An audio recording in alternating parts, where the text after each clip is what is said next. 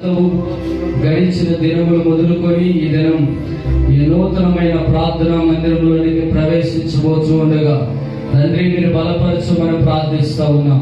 ప్రతిష్ఠించబడుతూ ఉండగా మీరు అభిషేకించండి, మహిమతో ఈ మందిరాన్ని నింపమని ప్రార్థిస్తా ఉన్నాం.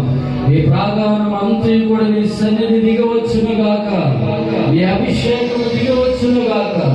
తండ్రి నీ కార్యములు జరిగించమని ప్రార్థిస్తూ ఉన్నాం. దైవ సేవకులు ప్రతిష్ఠిస్తూ ఉండగా నీ నామానికి మహిమ కలుగునట్లు సహాయం దయచేయండి.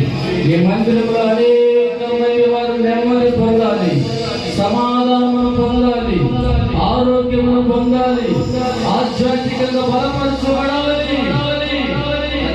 కార్యములు జరిగించమని ప్రార్థిస్తూ ఉన్నాం. మీ చేతులకు అప్పగించుకుంటూ మీ నామానికి మహిమ తెచ్చుకోమని మా శక్తి మంత్రి యేసు క్రీస్తు నామములో ప్రార్థించి పొందుకొని నామము తండ్రి, ఆమేన్. హల్లెలూయా. కీర్తనల గ్రంథము 24వ కీర్తన 7వ వాక్యాన్ని చదువుకొని మనము ప్రతిష్ఠిత ఆరాధనలోనికి వెళ్తాం. 24వ కీర్తన 7వ వచనం.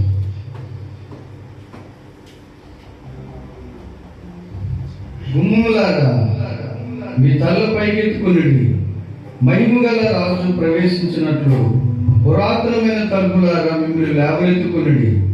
మహిమగల రాజు ఎవడు? బలశౌర్యం గల యెహోవా, యుద్ధశూరుడైన యెహోవా. పరిశుద్ధాత్ముడా, జీవము కలిగిన తండ్రి, ఈ ప్రార్థన మందిరము మనశ్శాంతి లేని వారి కొరకు, అనారోగ్యములతో బాధపడుతున్న వారి కొరకు, శాంతి సమాధానం లేనటువంటి బిడ్డల కొరకు, ఈ ప్రార్థన మందిరము సంఘ బిడ్డల కష్టార్థంతో, దైవజనుడు కష్టార్థంతో కట్టబడింది తండ్రి. దీనిని మీరు మహిమ తేజస్తో నింపి దీనిని అధికముగా మీరు ఆశీర్వదించమని ప్రభా, మీ తేజస్ మహిమ కలిగిన సంఘముగా ప్రభా మీరు అభిషేకించమని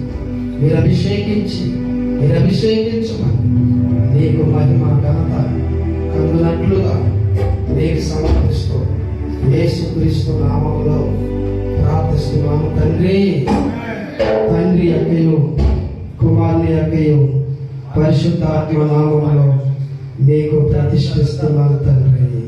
ఆమేన్.